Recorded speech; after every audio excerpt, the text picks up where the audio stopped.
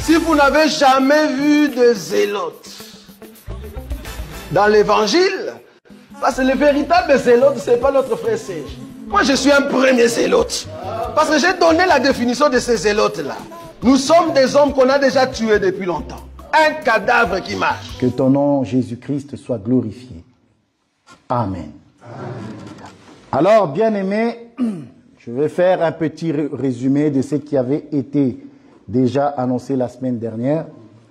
Donc, la semaine dernière, nous avons vu les deux générations, n'est-ce pas? Dans les deux générations, nous avons vu la première génération qui était la génération de Josué avec les anciens, qui, lors de leur vivant, les enfants d'Israël servaient le Seigneur, selon que la Bible va nous dire. Pendant qu'ils étaient encore là, ils servaient le Seigneur. Pourquoi? Parce que ces anciens-là avaient connaissance de tout ce que Dieu avait fait pour eux. Et quand on dit les anciens qui survécurent à Josué, sachez bien que c'est les Lévites qui sont entrés à Canaan avec Josué et Caleb. Amen. Parce que c'est l'autre génération dans le désert, il y en avait 10 qui n'avaient pas cru et 2 ont cru. Et la question a été posée, est-ce que c'est seulement ces 2-là qui sont entrés à Canaan? Nous disons que non. Bien sûr, les 2 sont entrés, mais il y a aussi la génération des Lévites qui est entrée à Canaan avec eux. Amen. Donc, si jamais on vous pose la question et on dit, quelqu'un vous affirmait que il n'y avait que Josué et Caleb qui sont entrés, ce n'est pas la totale vérité. Pour être plus profond, on dit que les Lévites aussi sont entrés. Pourquoi? Parce que parmi les 10 qui n'ont pas cru, les Lévites n'étaient pas mentionnés. Amen. Ce n'étaient que les 10 autres éclaireurs qui sont partis avec Caleb et Josué. Amen. Nous avons vu en exemple de la première génération Osias. Et ce jeune roi, lorsqu'il est devenu roi, il a été installé, il a été établi. Lui, qu'est-ce qu'il a fait? Il a été auprès de Zacharie, qui était à cette époque-là, en son temps, chercher l'Éternel. Et la Bible nous dit qu'au temps de Zacharie, Zacharie avait l'intelligence des visions. Et nous avons interprété l'intelligence des visions. Et nous avons dit, comme Daniel, comme Joseph, comme Salomon, c'était des personnes qui avaient une interprétation exacte de la volonté de Dieu et de la parole de Dieu. Donc, l'intelligence des visions, l'intelligence des songes, c'est l'interprétation de la parole juste de nos jours. Amen. Alors, pendant que ce jeune homme, ce jeune roi s'est confié à l'Éternel par l'intermédiaire de Zacharie, Dieu le fit prospérer. Amen. Voilà. Et nous avons vu que nous, de cette génération, nous sommes assidus dans la recherche du Seigneur. Amen. Pourquoi? Parce que la deuxième génération, lorsque Josué et les anciens sont partis, ont été recueillis auprès de leur père, nous avons aussi expliqué cela. Nous avons dit que la deuxième génération ont abandonné le Seigneur. Alors nous avons posé la question, mais comment est-il possible? N'y avait-il pas des sacrificateurs? N'y avait-il pas des rois, des enseignants? Si, il y en avait.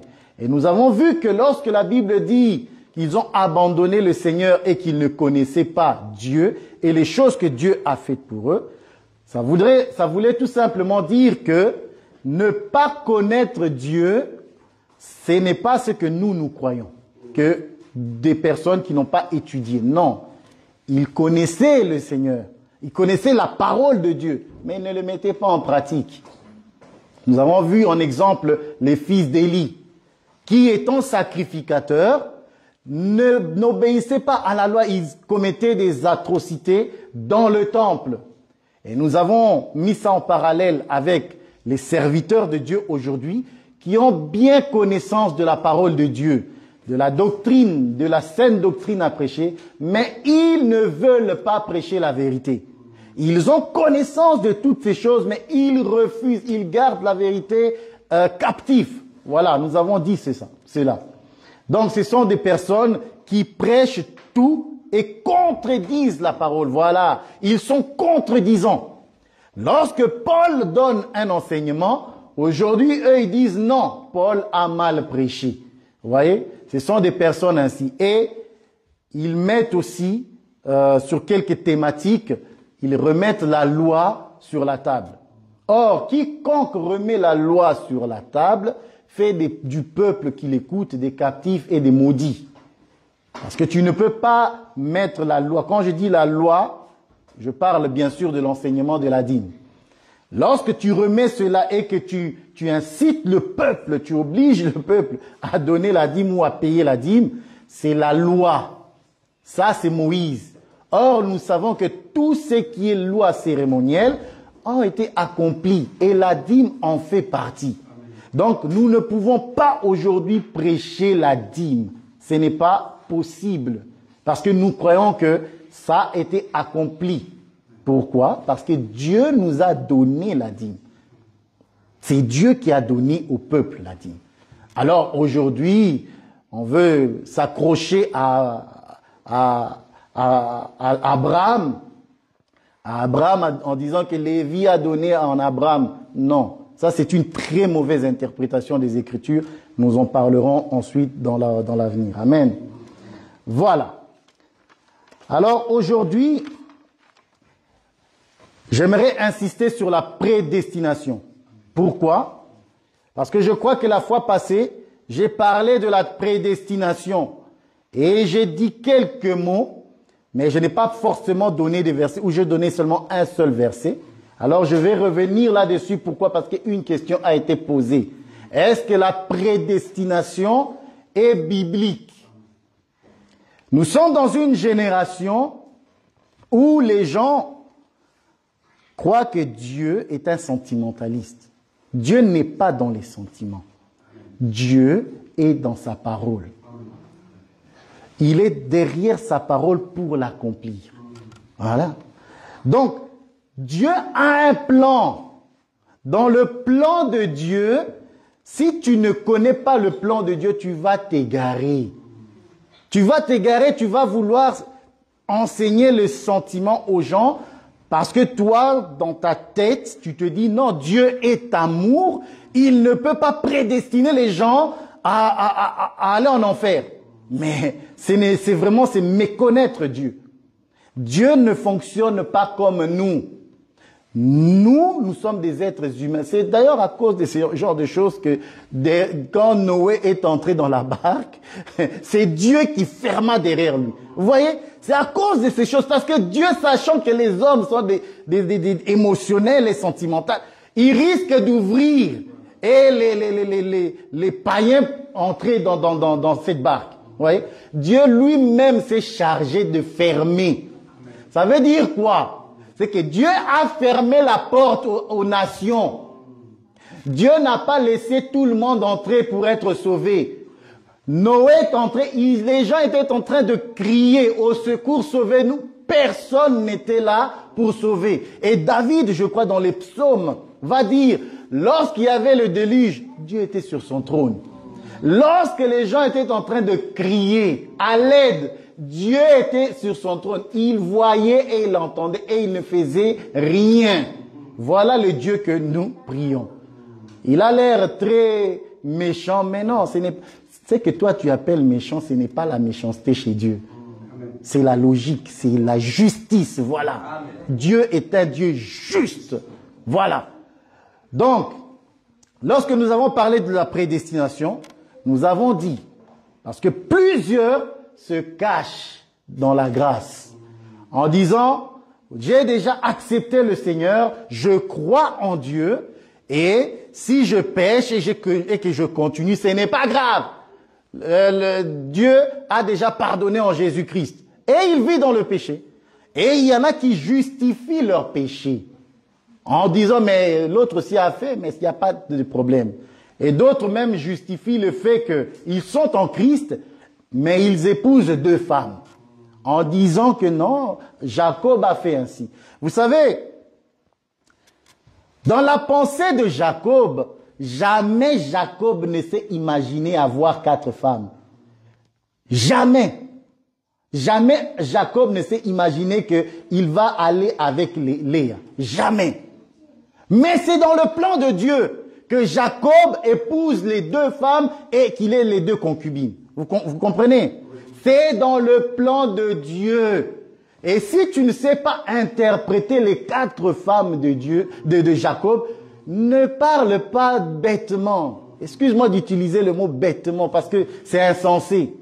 Si tu ne sais pas interpréter ces choses, ne parle pas. Amen. Alors nous avons dit qu'un enfant de Dieu, la Bible dit que les enfants de Dieu ne pêchent pas. Les enfants de Dieu ne pêchent point. Amen. On peut trébucher, mais nous ne sommes pas pécheurs. Pourquoi? Parce qu'un enfant de Dieu, ayant la sémence de la prédestination en lui, lorsqu'il a péché ou lorsqu'il a commis, il a trébuché, il se relève et il continue. C'est comme ça que lorsque la femme est arrivée vers Jésus, on l'a accusée d'adultère. On a dit, elle est adultère. Moïse dit que de telles femmes doivent être lapidées. Toi, qu'est-ce que tu dis? Alors là, Jésus va écrire. Et ceux qui voulaient lapider cette femme, Jésus leur pose juste une question. Si, parmi vous, personne n'a péché, qu'il lance la première pierre. Et aucun n'a pu le faire. Et lorsqu'ils sont partis, Jésus dit à la femme, c'est là où je veux en venir, je ne vais pas interpréter les autres. Jésus dit à la femme, où sont ceux qui te condamnaient? Elle dit, ils ne sont plus. Jésus dit quoi? Va et ne pêche plus. Oh. Quand on est chrétien, on se relève et on ne pêche plus. On ne vit pas dans le péché. Un homme prédestiné, un chrétien étant prédestiné, ayant en lui la sémence de l'éternité, ne pêche pas. Et nous le voyons comment? Par l'obéissance à la parole. Il ne peut pécher. Il ne peut pratiquer, Jean va dire, il ne peut pratiquer le péché. Non. La pratique du péché, c'est quelqu'un qui vit là-dedans. Mais nous ne sommes pas là-dedans. Amen. Alors nous allons commencer par là en lisant 3 versets. Et parmi ces 3 versets, ça va être clair pour tout le monde. Amen. Romains, le chapitre 6, le premier verset et le deuxième verset, frère Béni. Et le frère Owen va nous prendre Galates 5, verset 13. Je dis au nom de Jésus-Christ. Amen. Que dirons-nous donc? Demeurons-nous dans le péché afin que la grâce abonde? Loin de là, nous qui sommes morts au péché, comment vivrions-nous encore dans le péché? Amen. J'aime ça. Donc, il pose la question, c'est Paul. Que dirions-nous donc? Demeurions-nous encore dans le péché afin que la grâce abonde? Vous voyez? C'est une réponse à tous ceux qui veulent justifier leur mauvaise conduite. Il dit loin de là. On ne peut pas continuer à vivre, pratiquer le péché. Toi, ayant la sémence de Dieu, tu ne peux pas pécher. Tu ne peux pas vivre dans le péché. C'est impossible. Galates. Galates 5, le verset 13. 13, 14.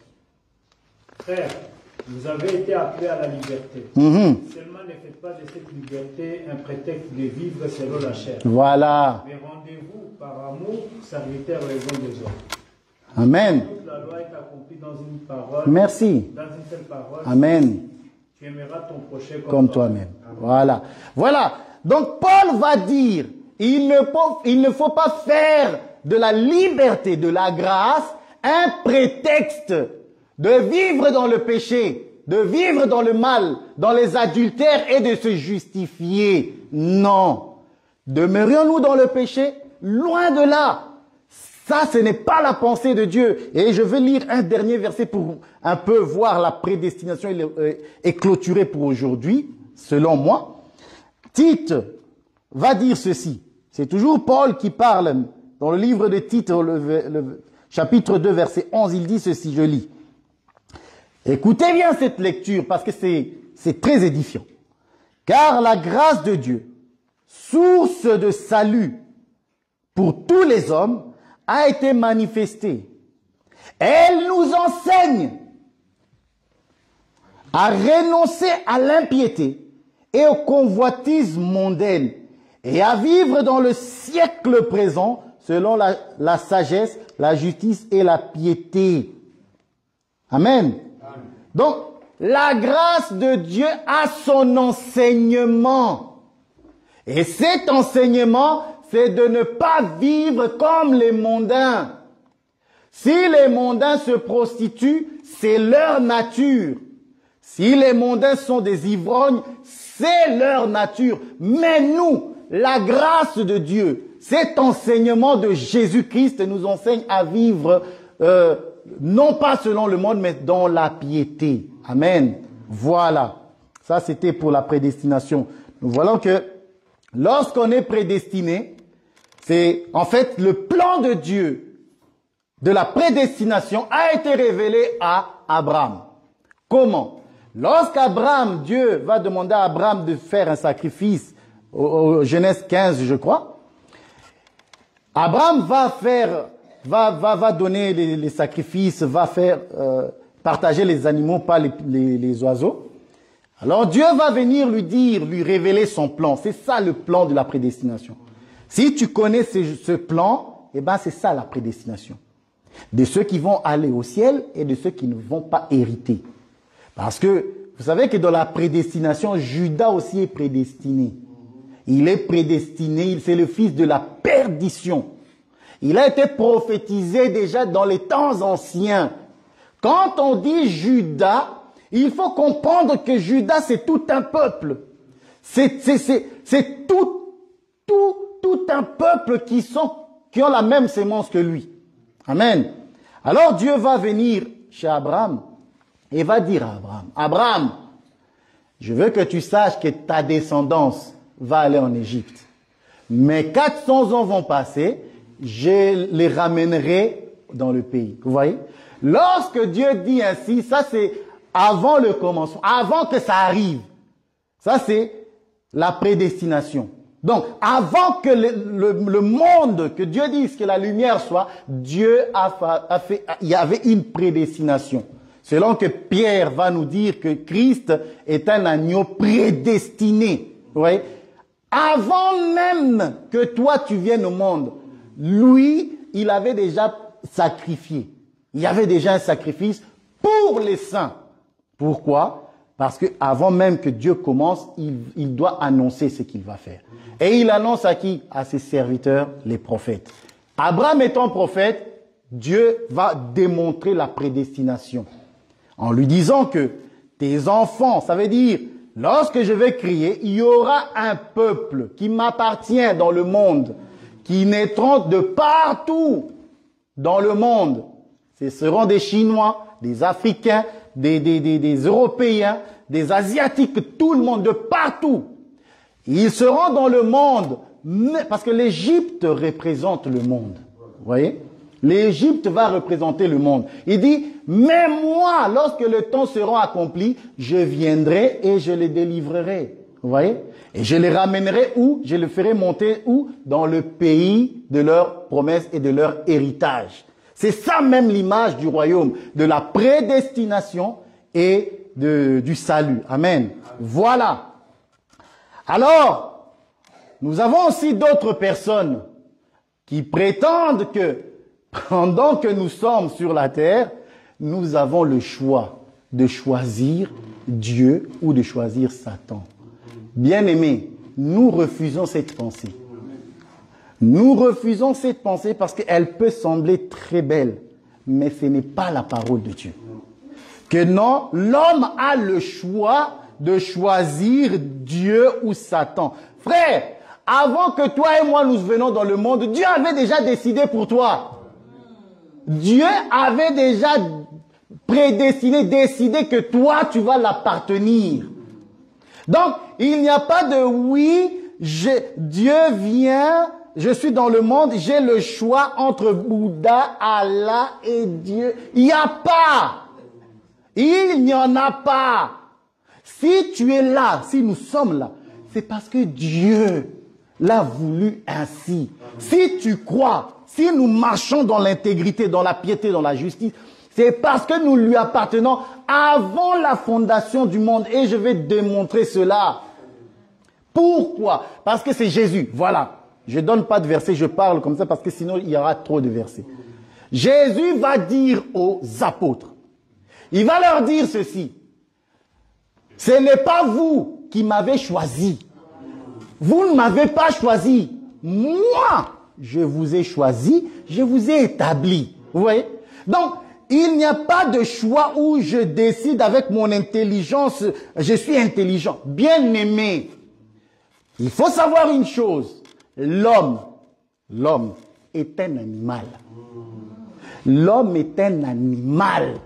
Et un animal ne peut pas choisir d'obéir à la parole de Dieu. Impossible. Impossible. Pourquoi? Dieu lui-même va dire du temps de Noé, Dieu vit que la méchanceté était dans le cœur de l'homme et que le cœur de l'homme tendait tous les jours vers le mal. Vous croyez vraiment que Dieu va te donner le choix de le choisir ou tu avais le choix? Tu n'as pas le choix. En fait, je comprends. Lorsque nous croyons, lorsque le Seigneur nous touche et que touché, nous nous répentons, nous nous convertissons, nous croyons que c'est en fait nous qui avons eu le choix. Bien aimé, tu n'as pas eu le choix, crois-moi. Parce que cet homme-là, il savait de toute éternité que tu allais accepter. Amen. Il le savait. Amen. On va quand même prendre des versets. Frère, prends-moi déjà Genèse 6. Genèse 6. Comme ça, vous allez comprendre. C'est pas possible. Ce n'est vraiment pas possible qu'un homme choisisse. Je sais où ils trouvent leur force, dans les Deutéronomes. On va aussi lire ça. Prends-moi Deutéronome 30. Frère Owen, prends-moi Genèse 6. On va lire Genèse 6 et puis on va aller chez Deutéronome. Parce que c'est là où Dieu parle à Israël lorsqu'il démontre la bénédiction et la malédiction. Il dit, j'ai mis 2 chemins devant toi. Le chemin de la vie et de la mort. Choisis, parce que Dieu dit choisis. Et c'est là qu'il s'appuie en disant que non, l'homme a le choix. Mais c'est faux. Nous allons expliquer ça. Prends-moi d'abord Genèse 6, le verset 5. Voilà, la méchanceté des hommes. L'Éternel vit que la méchanceté des hommes était grande sur la terre et que toutes les pensées de leur cœur se portaient chaque jour uniquement. Chaque jour, uniquement. La Bible dit chaque jour, uniquement vers le mal. Vous croyez vraiment, quand je dis que l'homme est un animal et ne peut pas faire le bien, Paul le dit aussi. Il dit la loi de l'Éternel, la loi est bonne, elle est spirituelle. Mais moi, je suis vendu au péché. L'homme est un animal qui ne peut pas comprendre, connaître le bien et le mal si Dieu lui-même ne l'explique pas et si Dieu même n'a pas fait le choix pour lui. Parce qu'il faut tenir compte que l'homme qu'on appelle Adam, lorsque l'esprit n'était pas encore en lui, c'était un animal. Amen. Parce que il devient Adam lorsque l'esprit de Dieu, quand on dit l'esprit de Dieu, ça veut dire cet homme est différent maintenant des animaux. Parce qu'il a l'esprit de Dieu.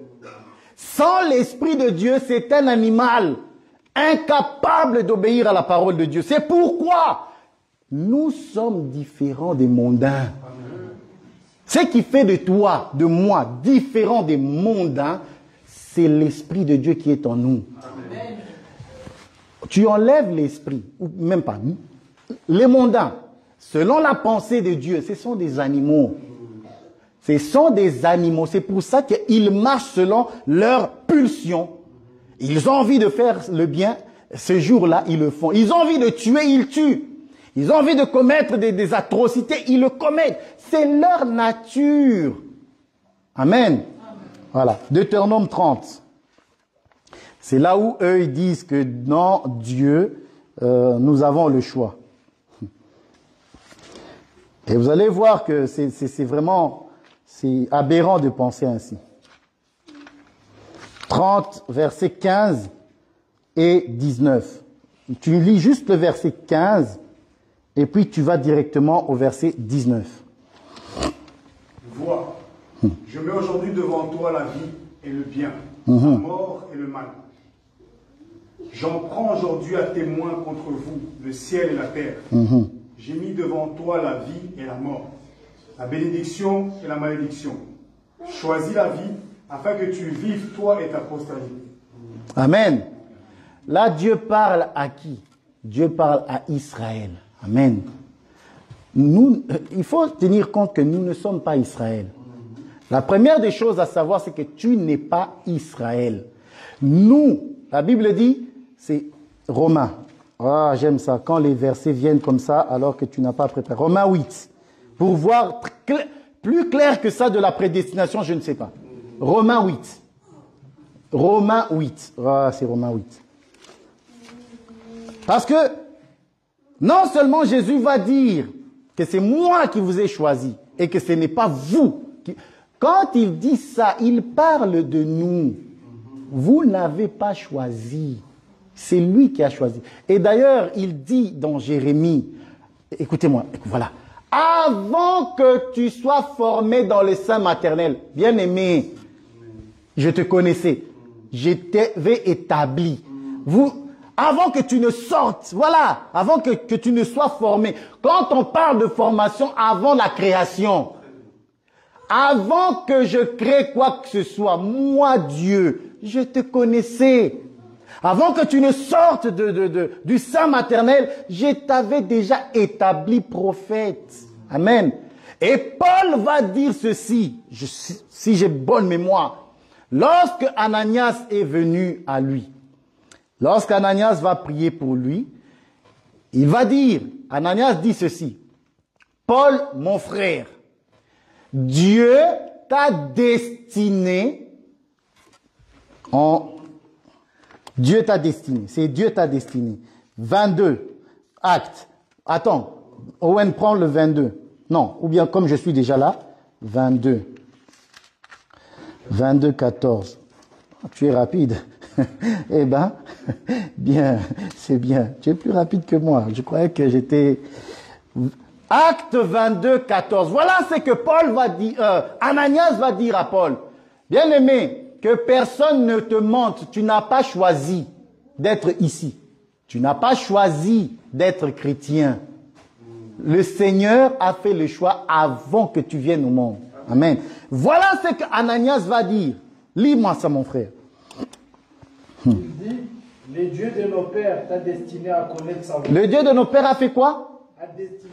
Il a destiné. Donc, lorsque Dieu va créer le monde, dans sa pensée, il y a Paul, il y a moi, il y a Roger, il y a Owen. C'est ça, c'est cette parole-là. Il dit, Dieu t'a destiné. Donc, quand tu viendras dans le monde, ton destin, parce que il faut parler maintenant des destins, ton destin. Donc, fais ce que tu veux, toi là, tu appartiens au Seigneur. C'est ça que ça veut dire. Donc, toi, tu appartiens au Seigneur. Attends. Comme il ne se laissait pas, c'est 22, 14, moi je suis où? Il dit, le Dieu de nos pères t'a destiné à connaître sa volonté, à voir le juste et à entendre les paroles de sa bouche. Bien-aimé, si tu n'es pas destiné, c'est pour ça que plusieurs personnes se sont autoproclamés pasteurs. Ils n'ont pas la prédestination de connaître ces choses, de voir. Parce que pour voir, pour entendre, c'est Dieu qui le fait.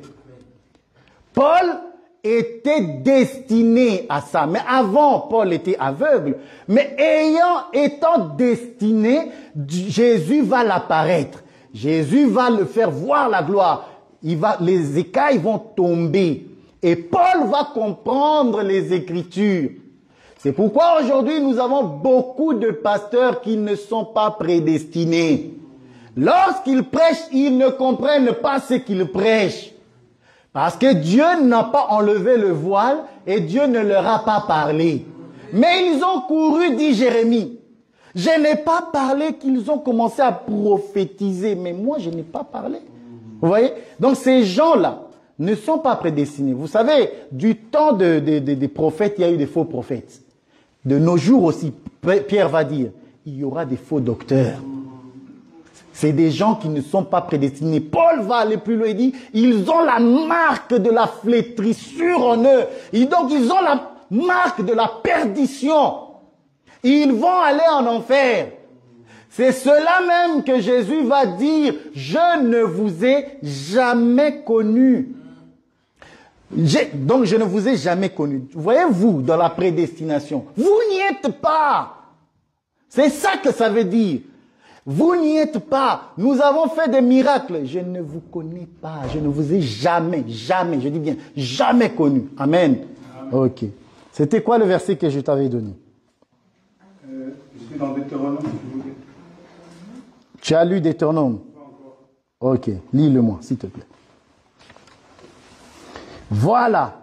Donc, quand on nous dit que nous avons le choix, ce n'est pas vrai. Que l'homme a le choix de choisir Dieu, ce n'est pas vrai. C'est pas possible. Toi, tu ne peux pas choisir Dieu si Dieu lui-même ne te donne la capacité de le choisir, de t'ouvrir les cieux. Ce n'est pas possible. Amen. Voilà. Donc, vous savez maintenant comment il faut répondre. Et dans la Bible, bien aimé, il y a plusieurs parallèles ainsi. Hein. Il n'y a pas qu'avec Abraham, il y en a plusieurs. Amen. Ok. Deutéronome. On a lu? Non, Deutéronome 30, verset 15. Ah, on a lu, je suis redonné un peu. Non. Romains 7. Comme ça, on va voir ça. Romains 7, 14. Ça, c'est Paul qui va démontrer que l'homme est impuissant face à la loi qui est spirituelle. Romains 7, 14. Nous savons en effet que la loi est spirituelle. Amen. Mais moi, je suis charnel, vendu au péché. Amen. Nous savons que la loi est spirituelle, mais que moi, je suis vendu au péché. Voilà. Donc, étant vendu au péché, Romains 8 va nous dire ceci. Je vais lire ça et vous allez comprendre. Romains 8. Ah, c'est ça la prédestination claire. Écoutez ce que dit Paul. Et ça, si tu as ça, personne ne peut plus rien contre toi. Écoutez, il dit, nous savons du reste que toute chose concourt au bien de ceux qui aiment Dieu, de ceux qui sont appelés selon son dessein. Car ceux qu'il a connus d'avance, bien aimé, vous voyez, quand on dit d'avance ici, c'est avant de commencer à créer, avant de former le monde, le temps. Ça, c'est dans l'éternité. Voilà. Ceux qu'il a connus d'avance, il les a aussi prédestinés à être semblables à l'image de son Fils, afin que son Fils fût le premier-né entre plusieurs frères. Et ceux qu'il a prédestinés, il les a aussi appelés. Ceux qu'il a appelés, il les a aussi justifiés. Et ceux qu'il a justifiés, il les a glorifiés. Vous voyez? Nous sommes prédestinés. Quand on parle de prédestination, il n'y a pas de choix. Dieu a fait le choix avant que tu viennes au monde. Il avait déjà choisi. Ça, bien aimé, quand nous réalisons ça, nous, étant chrétiens, nous devons vraiment rendre grâce à Dieu. Parce que c'est Dieu t'a choisi. Donc, la Bible dit, il a aimé Jacob. Voilà. Bien aimé, il y en a beaucoup. Il a aimé Jacob, mais il a eu de la haine, il a haï, il a préféré Jacob et il a écarté Ésaü. Mais Paul va dire, mais les enfants ont fait quoi? Les enfants ont fait quoi? Alors qu'ils n'étaient pas encore formés, ils étaient même pas, Dieu avait déjà choisi. Pour moi, c'est avec Jacob que je vais marcher et pas avec Ésaü. Mais la Bible dit, c'est toujours Paul dit, mais que les enfants, ils avaient fait quoi? Est-ce que dans le ventre de leur mère, ils avaient choisi? Vous voyez? Il n'y a pas de choix. Dieu choisit pour nous. Et il t'a choisi, toi, il m'a choisi. Bien-aimé, Rendons grâce à Dieu. Acclamons ne fût-ce que pour ce choix-là. Amen. Dieu t'a choisi, bien-aimé. Tu dois en être conscient que Dieu t'a choisi. C'est une grâce. Oh, Dieu m'a choisi. Mon Dieu, mais attendez. Alors aujourd'hui, je voulais qu'on voie un peu la prédestination, mais nous allons retourner dans notre livre de Juges. Et nous allons parler maintenant de l'épreuve, la tentation et l'épreuve. Amen. Juges. J'espère que la prédestination est claire. Il y en a beaucoup. De toutes les façons, nous reviendrons. Tant que nous sommes ici sur la terre, on reparlera toujours de ces choses-là. Amen. Que Dieu soit loué. Juges, le chapitre 3, le verset 1 à 4. Frère béni. Voici les nations que l'Éternel laissa pour éprouver par elles Israël. Tous ceux qui n'avaient pas connu toutes les guerres de Canaan. Il voulait seulement que les générations des enfants d'Israël connussent et apprissent la guerre, ceux qui ne l'avaient pas connue auparavant. Ces nations étaient les 5 princes des Philistins, tous les Cananéens, les Sidoniens et les Éviens, qui habitaient la montagne du Liban, depuis la montagne de Baal-Hermon jusqu'à l'entrée de Hamath. Ces nations servirent à mettre Israël à l'épreuve, afin que l'Éternel sût s'il obéirait au commandement qu'il avait prescrit à leur père par Moïse. Amen. Ces nations allaient servir à éprouver Israël. Amen. Et aujourd'hui, on va voir un peu ces nations-là. Par un seul verset que Jésus dit, après la résurrection, ayant accompli tout ce qui était dit dans la loi sur lui, il va faire la prière, même avant, c'est avant même la résurrection. Il va faire la prière sacerdotale dans le chapitre 17 et va dire dans cette prière-là, Père, ils sont dans le monde, vous voyez? Ils sont dans le monde, mais ils ne sont pas du monde. Vous voyez? Donc, le Seigneur ayant tout accompli, il sait qu'il va tout accomplir, donc il doit remettre ceux qui sont prédestinés, je le répète encore, je profite, parce que ce verset m'aide encore à enfoncer le clou. Par ce verset, nous voyons qu'il dit, ils sont dans le monde. Vous voyez? Donc, ce sont mes enfants qui sont dans le monde. Ils sont éparpillés. Lorsque Jésus disait ça, tu n'étais pas là. Je n'étais pas là. Cependant, lui, dans son omniscience, connaissait ces choses-là. Il dit, tu les gardes. Ils sont dans le monde, mais ils ne sont pas du monde. Vous voyez? Je le répète, un prédestiné, un chrétien, on le reconnaît par l'obéissance à la parole, par la persévérance à la foi de Jésus-Christ. C'est comme ça qu'on sait que non, cet homme, cet homme-là, cette femme, elle appartient à Christ. Parce que nous sommes dans le monde, mais nous ne pratiquons pas ce que les païens pratiquent. C'est ça que ça veut dire. Nous sommes dans le monde, mais nous ne sommes pas du monde. Vous voyez? Donc, il y a 2 mondes ici. Et je crois que les étudiants, on a vu tout ça. Il y a 2 mondes. Il y a le monde des païens et il y a le monde de Dieu. Quand on dit, ils sont dans le monde, mais ils ne sont pas du monde, ce monde-là qui ne sont pas, c'est nous. Nous sommes peut-être dans le monde avec les païens, mais nous ne leur appartenons pas, nous n'appartenons pas à cet environnement. Et lorsque tu es dans cet environnement, la Bible dit Dieu a laissé les nations païennes pour éprouver. Voilà. C'est comme ça que Dieu va savoir si tu lui appartiens ou pas. Est-ce que cet homme qui dit être chrétien, il est dans le monde, va-t-il commencer à pratiquer les œuvres que le monde pratique ou pas? Bien-aimé, je tiens à te dire que nous sommes tous éprouvés. Nous sommes tous. Ici, il n'y a personne qui me dit qu'il n'est pas éprouvé. C'est pas possible. Alors, en parlant de l'épreuve et de la tentation, je vais commencer déjà. Frère Owen, prends-moi le Deutéronome 8. Le Deutéronome 8, le verset 2. Nous allons quand même faire la différence entre l'épreuve de Dieu, parce que Dieu éprouve les hommes. L'épreuve, c'est un test. L'épreuve, c'est quoi? C'est comme à l'image de l'or. Amen. L'or, quand on la prend, l'or est sale, tout noir. Mais pour que l'or donne son éclat, on doit l'épurer dans le feu.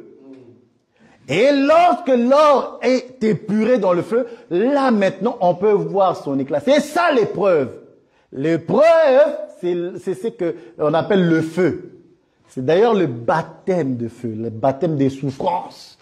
La Bible dit que nous, Christ, c'est lui qui baptise d'esprit et de feu. Lorsqu'on parle du baptême de feu, c'est ça même l'épreuve, où tu es éprouvé, où ton cœur, on examine ton cœur pour voir qu'est-ce qu'il y a dedans. Frère Owen. Souviens-toi de tout le chemin que l'Éternel, ton Dieu, t'a fait faire pendant ces 40 années dans le désert, afin de t'humilier, de t'éprouver, pour savoir quelles étaient les dispositions de ton cœur. Ah non, si frère, réponds un peu. Donc, l'objectif de Dieu, c'était quoi? L'Éternel, ton Dieu, t'a fait faire pendant ces 40 années dans le désert, afin de t'humilier. Donc, l'objectif de Dieu, lorsqu'il t'éprouve, c'est de t'humilier. Donc, Dieu va t'humilier. Pourquoi? La Bible dit l'humilité précède la gloire, n'est-ce pas? C'est ça l'humiliation. Lorsqu'on parle d'humiliation, ça ne veut pas dire te faire honte.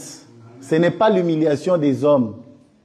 Nous, lorsque nous prêchons sur l'humiliation, c'est à l'image de notre Seigneur Jésus qui s'est humilié. Ça veut dire, il s'est abaissé pour obéir. C'est ça l'humiliation. Donc, il s'est abaissé pour obéir à la parole de Dieu. Parce que c'est ça l'objectif de l'épreuve. Voir est-ce que cet homme, est-ce que ces gens-là obéissent à ma parole malgré qu'ils sont dans le désert. Dieu a pris Israël. Au lieu de les amener, il est Dieu, de les amener directement à Canaan. Non, désert. Pourquoi le désert? Parce que le désert, c'est le lieu où Dieu éprouve son peuple. Dieu attire toujours son peuple dans le désert et c'est là qu'il examine. Pourquoi? Pour l'humilier. Pourquoi d'autre? Afin de t'humilier, de t'éprouver, pour savoir quelles étaient les dispositions de ton cœur et si tu garderais ou non ces commandements. Voilà, pour voir qu'est-ce qu'il y a dans ton cœur. Dieu doit t'examiner parce qu'il va te donner Canaan. Mais il doit s'assurer que tu en es digne. Comment? Lorsque Israël est arrivé dans les déserts, il n'y avait pas de pain. Il n'y avait pas de la viande.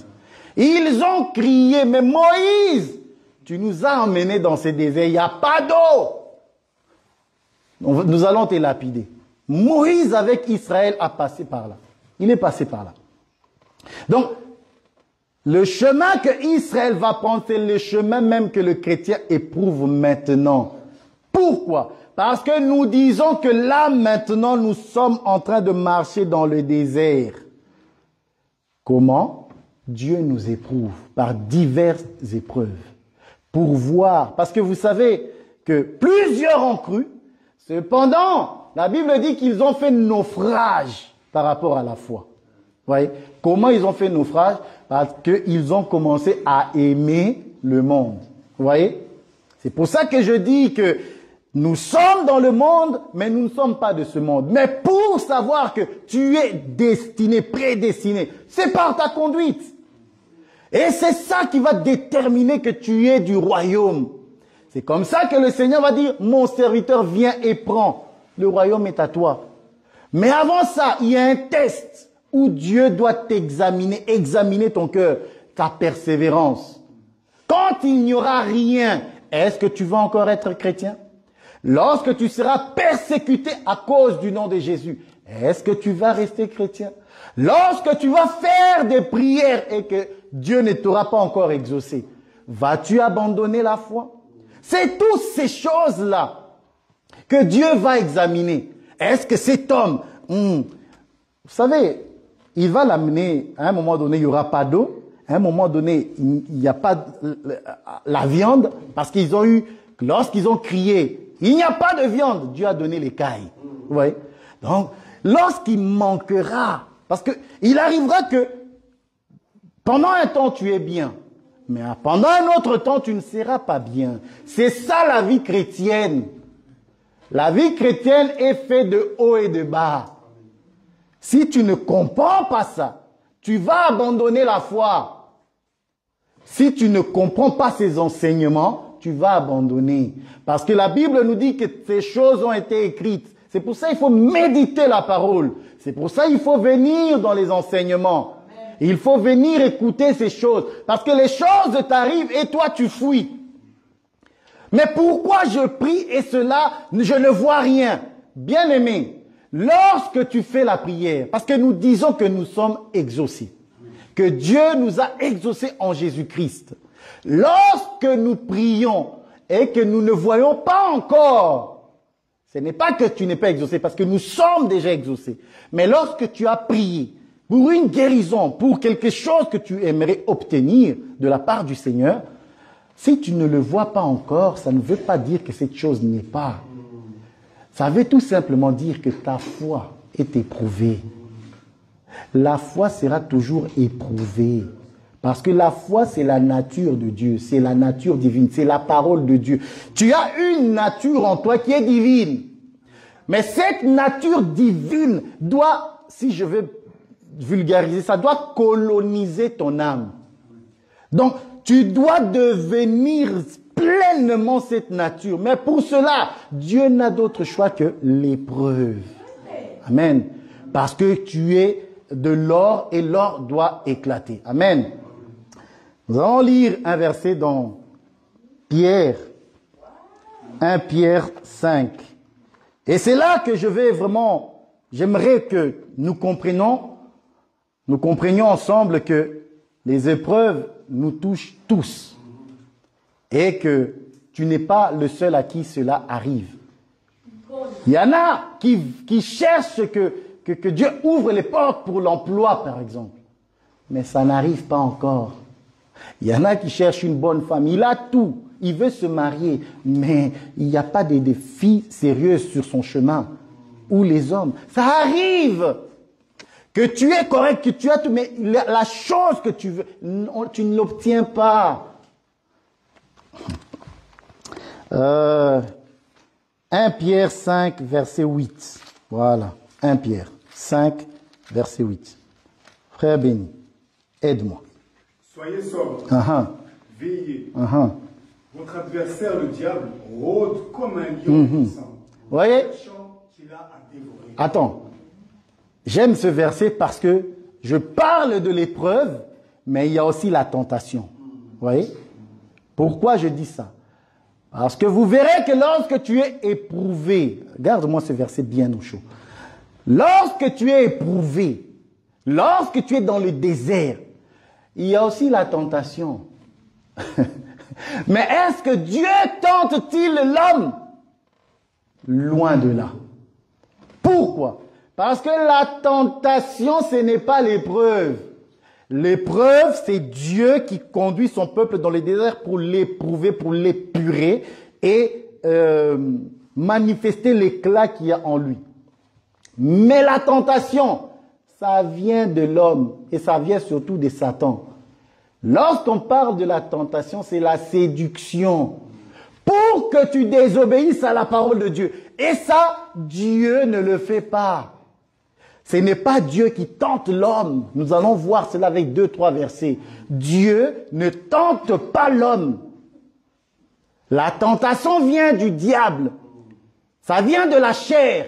Et nous allons le voir clairement par des versets que nous connaissons bien. Amen. Continue.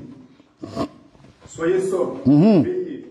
Votre adversaire, le diable, rôde comme un lion rugissant, cherchant qui il dévorera. Voilà. Résistez-lui avec une foi ferme, sachant que les mêmes souffrances sont imposées à vos frères dans le monde. Amen. Vous voyez, les mêmes souffrances sont imposées.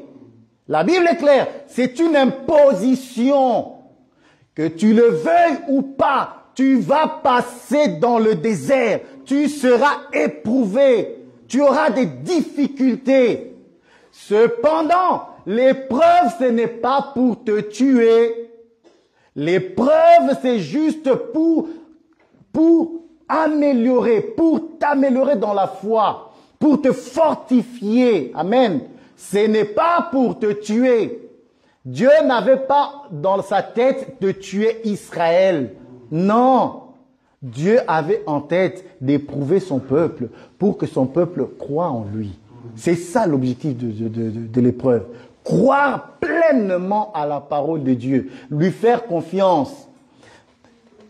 Dieu ne savait-il pas que dans le désert, il se trouverait qu'il n'y aura pas d'eau? Mais il le savait. Ne savait-il pas qu'ils vont manquer de ça ou de ça? Il le savait. Mais pourquoi Dieu ne fait pas directement? Quand Dieu n'a pas encore fait, ça ne veut pas dire qu'il n'a pas prévu cela. Nous avons lu ce qui s'est passé avec Israël. Et Paul va nous dire ces choses ont été écrites pour nous servir d'exemple. Donc, si tu traverses les difficultés, les manques, frère, tu n'es pas le seul. Cela nous a été imposé à tous sans exception. Sans exception. Amen. Voilà. Le chapitre 4 du livre de Pierre, je vais lire ça. Écoutez ce que la Bible dit. Ainsi donc, Christ ayant souffert dans la chair, vous aussi armez-vous de la même pensée. Car celui qui a souffert dans la chair en a fini avec le péché. Amen. Afin de vivre non plus selon les convoitises des hommes, mais selon la volonté de Dieu, pendant le temps qui lui reste à vivre dans la chair. Vous voyez, c'est alors que ça va se compléter. Ce n'est plus moi qui vis, c'est Christ qui vit en moi. Vous voyez, ce n'est plus moi qui vis. Donc tu dois être armé de la même pensée que tu vas traverser le désert, que tu seras éprouvé. Et dans l'épreuve, Dieu va te donner la récompense. Amen. Alors nous allons prendre le livre de Jacques et par là nous allons voir la tentation. Pourquoi? Parce que nous devons savoir que la tentation, je le répète, ne vient pas de Dieu. Dieu ne tente personne, il ne sait pas tenter. Dieu, s'il y a quelque chose, voilà, s'il y a quelque chose que Dieu ne sait pas faire, c'est tenter. Dieu ne peut pas te séduire pour que tu désobéisses à sa parole. Il ne sait pas faire ça. Ça, il ne sait pas. Bien aimé, il peut se trouver que tu passes dans les temps difficiles. Et d'ailleurs, lorsque tu es éprouvé, tu verras que la tentation aussi va se présenter. La tentation, quand tu manques. Vous savez, nous sommes dans le monde. Il y a des choses que nous voulons et que nous ne voyons pas encore, mais que nous avons.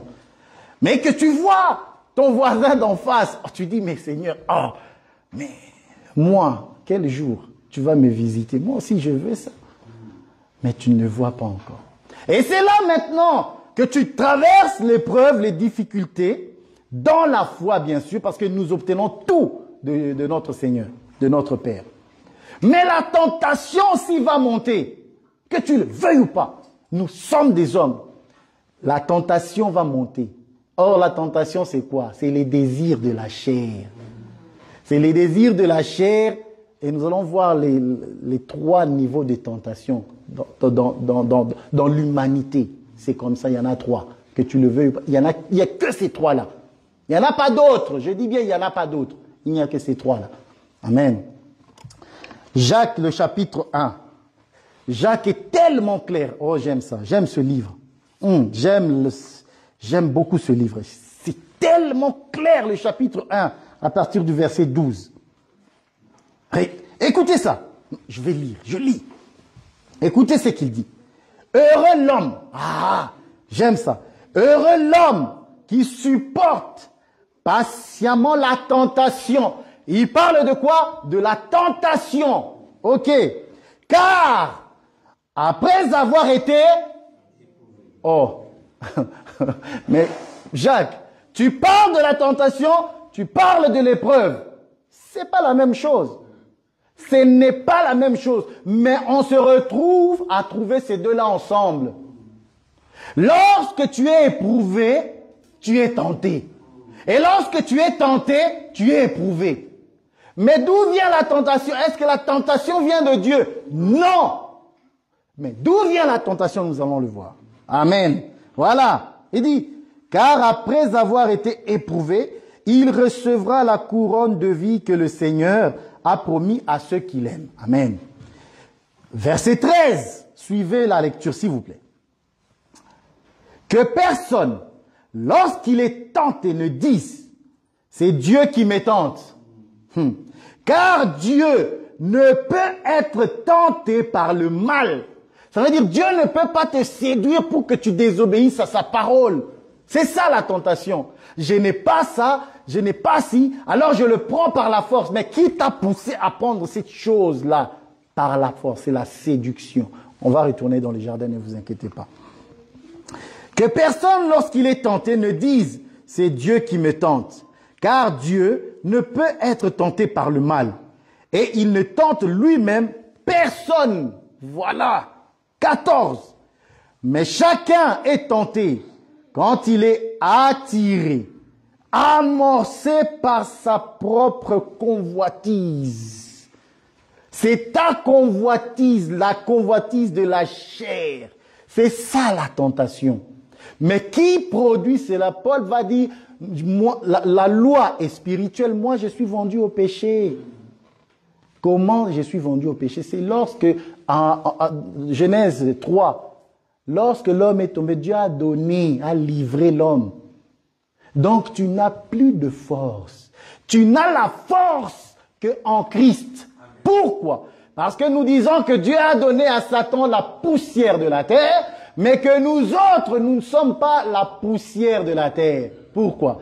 Parce que l'animal qui devait être tué a été tué et la poussière a été mélangée avec le sang. Ça veut dire la vie de Jésus-Christ est en nous. C'est pour ça que nous ne sommes pas poussière. C'est pour ça que lorsque nous sommes tentés, nous avons la force de résister.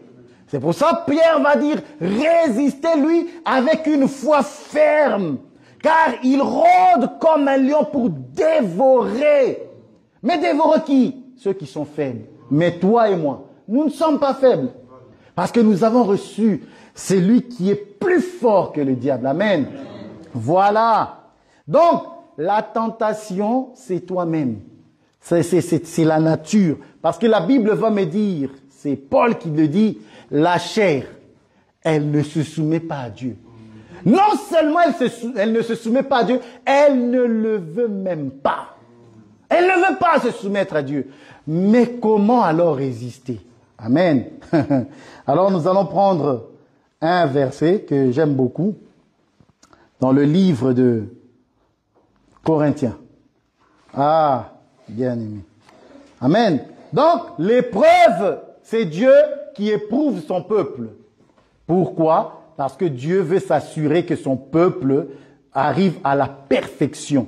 Amen. Parce que c'est ça, nous devons grandir, arriver à la stature parfaite de Christ. Mais pour cela, nous recevons le baptême d'eau, nous recevons le baptême de l'esprit, nous recevons aussi le baptême de feu. Ça, c'est une imposition, frère.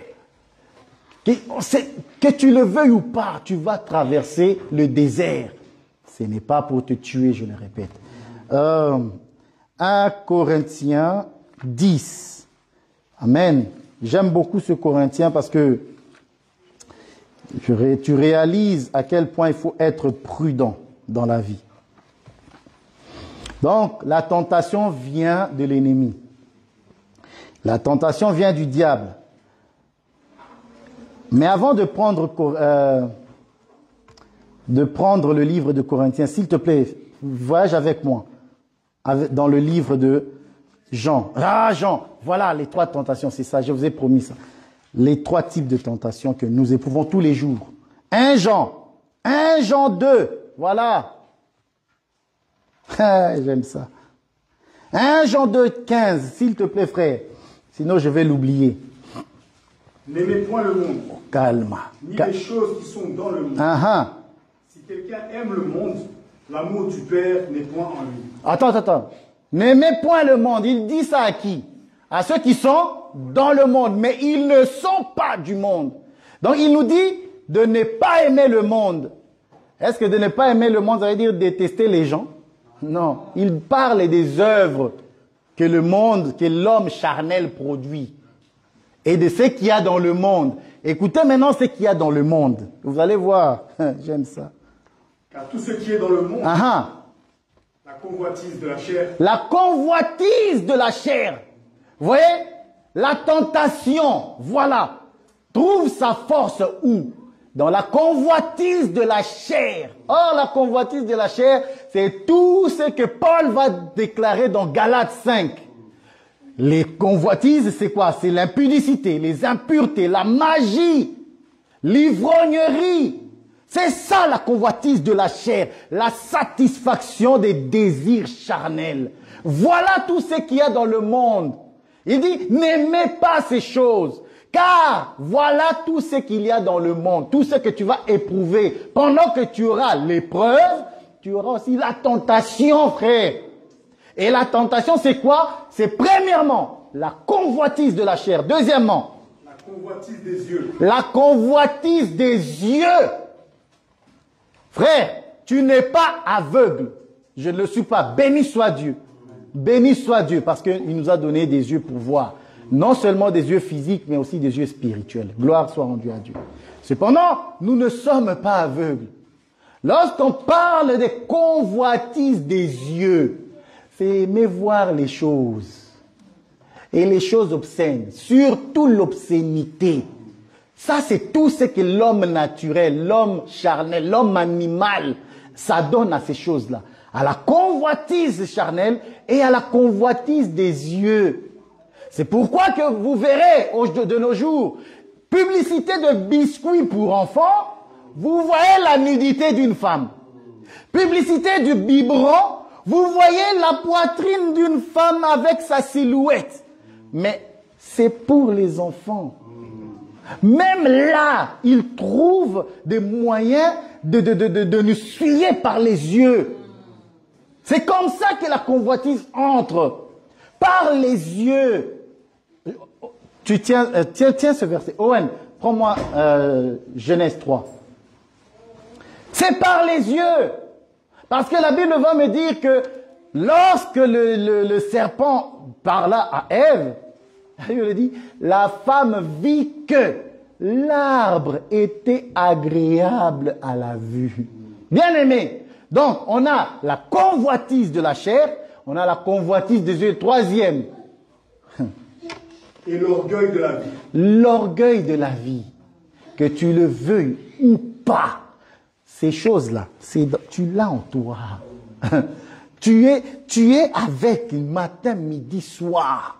C'est pour ça que lorsque nous prêchons, nous disons, ton premier ennemi, ce n'est pas ta grand-mère. Nous ne prêchons pas ainsi. Nous ne disons pas aux chrétiens que ton problème vient de chez les autres. Non, faux. Ton problème commence d'abord chez toi. Parce que Jésus l'a dit. Tu auras pour ennemi les gens de ta maison. Et lorsqu'on dit les gens de ta maison, premièrement, la maison, c'est le corps. Le corps, c'est ton premier ennemi, frère. Parce que le corps que tu as, la chair que tu as, ne veut pas obéir à Dieu. Toi et moi, nous voulons obéir à Dieu. Mais le corps, la chair, elle ne le veut pas. Donc, ce combat est permanent. Tout le temps, tu ressens. Je parlerai de la fatigue lorsque nous arriverons chez Gédéon. Lorsqu'il y a des jours où tu ne pries pas beaucoup, tu ne viens pas beaucoup à l'église, bien aimé, ces jours-là, la convoitise, la chair voudra s'exprimer. C'est quand tu es fatigué, je le dirai plus tard. Lorsque tu ressens de la fatigue, que tu ne pries plus beaucoup, tu ne viens plus à l'assemblée, bien aimé, tu deviens vulnérable. Et la chair ne cherche qu'une seule chose, reprendre le dessus. C'est pourquoi, bien aimé, sois un homme de prière. Sois un disciple de Christ qui vient écouter la parole. lorsque nous nous rassemblons, viens. Parce que ici, on peut se ressourcer. La prière, lorsqu'on te dit mercredi, il y a prière, tu n'as rien à faire. Viens prier.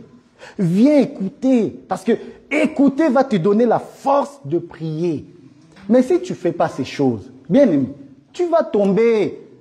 Je te le dis, tu vas tomber. Tu vas tomber. Mais si tu fais ces choses, si tu écoutes la parole, si tu pries avec les frères, si tu prends aussi le temps tout seul à la maison, eh ben, tu verras comment tu grandiras. Tu grandiras et tu seras fort. Lorsque la tempête viendra, ta maison ne bougera pas. Voilà. Tu seras comme cette maison qui est bâtie sur le roc. Amen. Amen. Donc, nous avons la convoitise de la chair, la convoitise des yeux. Nous avons l'orgueil de la vie. Ça, c'est tout homme qui veut réussir dans la société. À force de vouloir les choses du monde, la gloire de ce monde, tu vas te prostituer. Tu vas te donner au diable. Vous savez, aujourd'hui, hein, nous avons connu la prostitution à la gare du Nord, les vitrines. Mais aujourd'hui, tu n'as plus besoin d'aller là-bas. C'est ton téléphone, vitrine, convoitise des yeux, convoitise de la chair, l'orgueil de la vie. À force de vouloir les choses du monde, les belles voitures, faire tout son possible pour obtenir ces choses, tu risques de faire des abominations.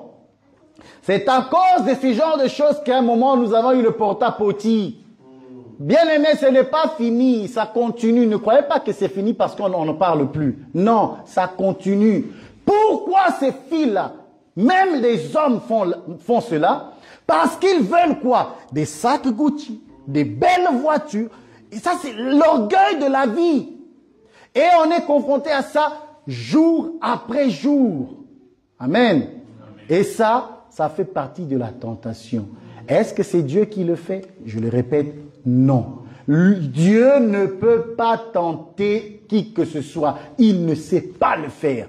Dieu éprouve. Mais pendant l'épreuve, je le répète, il y aura la tentation. Amen. Lisons un peu Genèse pour voir que nous retrouvons en fait tout ce que Jean a dit là. En fait, il a pris de Genèse. Tout ce que Jean a énuméré, les 3 tentations, il a pris chez Genèse. Genèse 3. Ah, je vais bientôt terminer. Dans 5 minutes. Donnez-moi juste 5 minutes. Genèse 3. À partir du verset 5. Mais Dieu sait que le jour où vous en mangerez, vos yeux s'ouvriront et que vous serez comme Dieu. Vous voyez? Donc, il y a déjà la séduction de l'orgueil de la vie. Dieu sait que vous serez comme lui. Donc, vous voulez devenir, obtenir cela. En fait, le diable est rusé. C'est pour ça que c'est lui le séducteur. Parce qu'il te dit quelque chose que tu as déjà. Mais Dieu était en l'homme. Mais tu as sa nature. Mais toi, tu veux être comme lui. Je ne sais pas qu'est-ce qui s'est passé dans la tête de Ève. Vouloir être comme Dieu veut dire quoi dans sa tête? Je ne sais pas. Amen. Continuons la lecture. Mais Dieu sait que le jour où vous en mangerez, vos yeux s'ouvriront et vous serez comme Dieu, connaissant le bien et le mal. La femme vit que l'arbre était bon à manger et agréable à la vue, et qu'il était précieux pour ouvrir l'intelligence. Elle prit de son fruit, et en mangeant, elle en donna aussi à son mari, qui était auprès d'elle, et il en mangea. Amen. Vous voyez? Donc ici, nous avons la convoitise des yeux, nous avons la convoitise de la chair, nous avons aussi l'orgueil de la vie. Tout ça est là-dedans. C'est pour ça que Jean, l'apôtre, va prendre cela et va démontrer cela à l'Église pour que l'Église comprenne que, frère, tu seras confronté à ça tous les jours de ta vie. Alors nous allons lire un dernier verset. 1 Corinthiens 10. 1 Corinthiens 10. Laisse-moi trouver ça. À partir du verset 11. On va dire 11, mais je crois que c'est 12 et 13. Je le crois. Vous savez, il y a des versets que je n'ai pas forcément écrit, ça vient comme ça, donc je dois aussi voir, parce que bon, je le connais déjà, je sais ce qu'elle dit, ce qu'il dit. 11, à partir du verset 11. 1 Corinthiens 10, verset 11, voilà. Ces choses leur sont arrivées pour servir d'exemple. Elles ont été écrites pour notre instruction, à nous qui sommes parvenus à la fin des siècles. Ainsi donc, que celui qui croit être debout prenne garde de tomber. Aucune tentation ne vous est survenue qui n'ait été humaine. Et Dieu, qui est fidèle, ne permettra pas que vous soyez tentés au-delà de vos forces, mais avec la tentation qui préparera aussi le moyen d'en sortir, afin que vous puissiez la supporter. Amen. Afin que vous puissiez la supporter. Bien-aimés, les tentations que Paul va dire qui sont humaines, c'est ce que nous avons vu avant.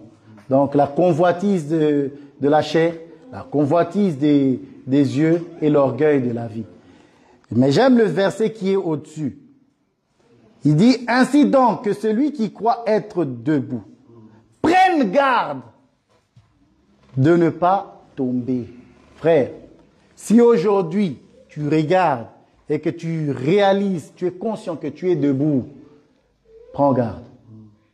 Prends garde, ça veut dire ce que Jésus disait, veillez et priez, afin d'avoir la force de ne pas tomber dans la tentation, dans le péché. Amen.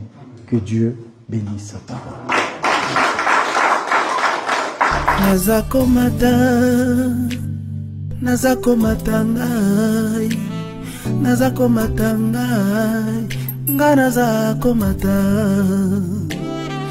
Par la grâce de Dieu, que Dieu vous bénisse. Amen. Amen. Ciao. Ciao, ciao, ciao.